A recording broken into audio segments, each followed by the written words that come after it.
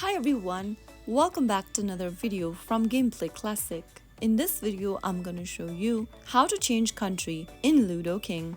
To change your country in Ludo King, open the Ludo King application on your device first and log in. From the home page of Ludo King, tap on the profile picture at the top left corner. After you tap on your profile picture, it'll show you the statistics page.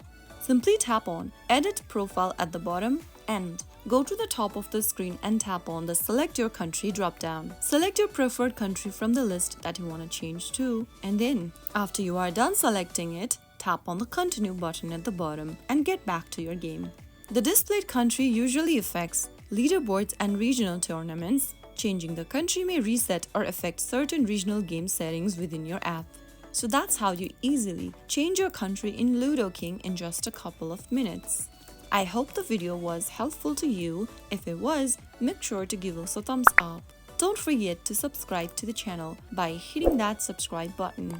Press on the bell icon so that you'll never miss another upcoming upload from us.